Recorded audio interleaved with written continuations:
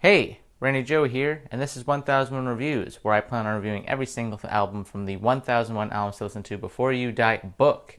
And today we are looking at Air's 2000 album, The Virgin Suicides.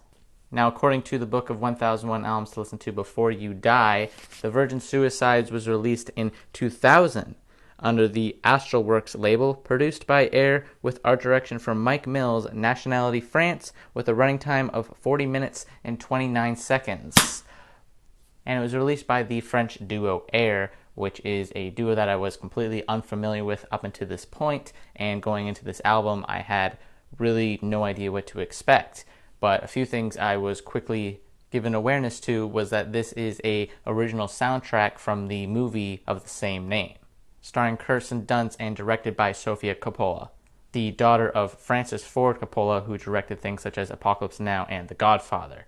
So going into this knowing that it was a soundtrack, and it was a soundtrack to a movie that would very much be heavily looked upon, I kind of expected something grand and huge to come out of it, which unfortunately isn't really the case, but even still what you do get on this album is still a pretty strong and consistent album overall, for the most part. None of this really feels like it is too dependent on the fact that it is a soundtrack to a movie. Like many great soundtracks, this doesn't feel as if you need to watch the movie to fully enjoy it. A lot of these songs here really present themselves and work on their own just as music. Some of my favorite soundtracks of all time do that exact thing, but at the same time, even though these songs work on their own, having them paired with these scenes adds another layer of depth, so you can replay the scene in your head as you hear the song, but you can just as easily never even see the movie and enjoy the music. That, to me, is what a great soundtrack should be able to do, not to be too dependent on its movie.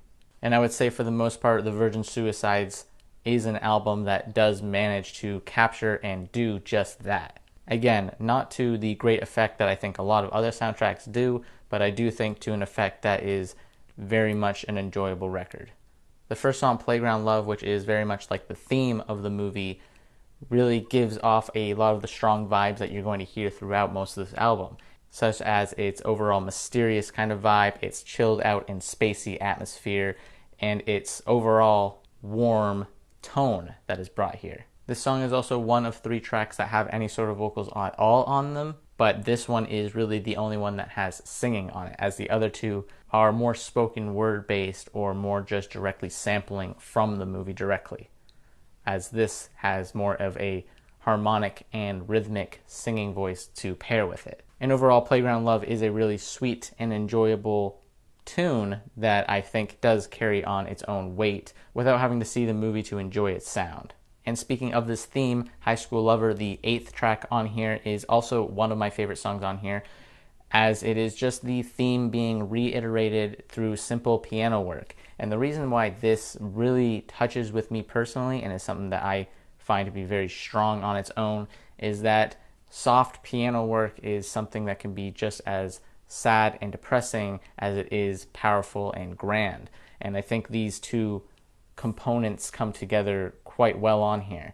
Very much in the same way that the show Westworld uses piano covers of very popular famous songs such as Paint It Black or even exit music for a film. So this song, High School Lover, going this stripped back piano route, is a emotionally powerful rendition of the theme of the movie. And the 6th track on here, Word Hurricane, is probably the most interesting track on here if you're looking for something that is a bit more abstract and out there, and that is the song Word Hurricane. This song I enjoy because, very much like a hurricane, it has this soft, calm, before the storm-like approach before hitting and clashing in this explosive soundscape. After delivering this sample-based speech about what a hurricane exactly is, about the high and low pressure kind of coming together, the warm and the cold, and about how they twirl and spiral out of control, this sound that is now stripped back has now come full force and crashes at the listener like just large sounding waves, very much like a hurricane spinning out of control. But really, that's what does it for me personally for the great tracks on this album, because those are, in my opinion, the 3 best songs presented, and the rest of the songs on here feel very much like just simple in-between tracks, kind of coasting from one to the next. But they all do very much the same thing, which is end up being a very chilled out, spacey, warm, and mysterious like soundscape throughout this runtime. The most unique, original, or out there moments are the 3 songs I've already mentioned, and the rest of this album is made up of just these much simpler and rather generic-like tracks that I think don't offer a whole lot more to the album. That's not to say that these songs are bad. I would actually say that most of these songs are pretty great, ranging around 6 to 7 for each of them. But even still, these are songs that I feel kind of just fade away into the background the more you hear them and sound less and less interesting.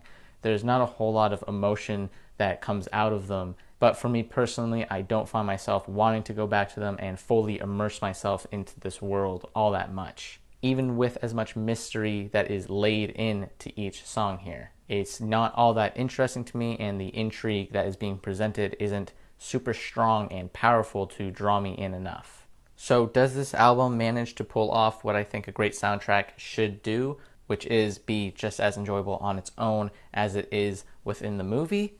Yeah, I think it does. The music here really does speak for itself and does present itself in an enjoyable way. The music here is definitely above average and is worth listening to if you're a fan of music and a fan of soundtracks overall, and you kind of want to immerse yourself into a soundtrack's world without even seeing the movie. I think this kind of captures that overall tone and vibe greatly. For me, this is definitely above average. I will give this a soft rating of 7, and I will keep the hard rating at 7 as well. So it gets a 7/7, a true 7, and on top of that, I'm going to go ahead and give this a... Anyway, that pretty much does it for this review. Let's go ahead and see what the next album we're going to listen to is in the 1001 Albums to Listen to Before You Die book.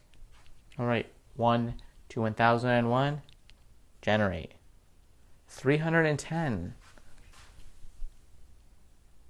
310, y'all.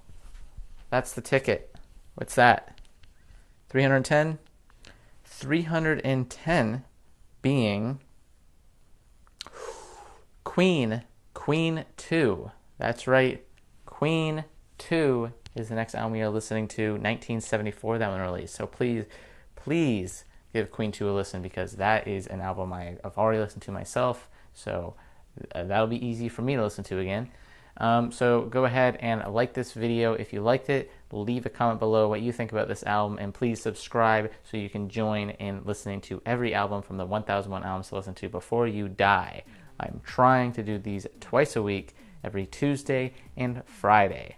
Anyways, thank you for watching. This has been Randy Joe, signing off.